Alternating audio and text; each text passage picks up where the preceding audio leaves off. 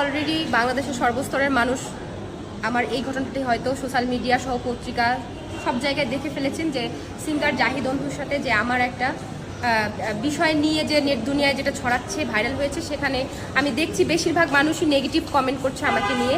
তারা বলছে যে আমি কেন গিয়েছি, আমি কেন তার সাথে শুয়ে পড়েছি, এইসব নানা খারাপ কমেন্ট তারা লিখছে।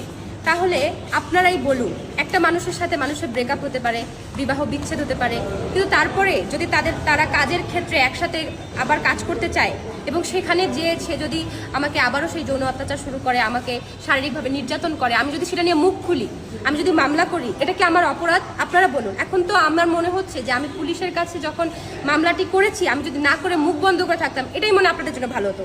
আপনারা যেভাবে এখন কাহিনী সাজাচ্ছেন যে এখানে আমি নাকি দোষী, অথচ আমি এটার শিকার হয়েছি। আমার উপর যে অমানবিক অত্যাচার করা হয়েছে তার জন্য আমি সর্বস্তরের মানুষের কাছে সাহায্য কামনা করছি। এবং দেখেন, আমি অলরেডি জাতীয় মহিলা সংস্থার এই জায়গায় এসেছি যে আমার এই ঘটনাটার জন্য আমি আশা করি সাহায্য পাবো। আমি আপনাদের কাছেও সাপোর্ট ও সাহায্য কামনা করছি।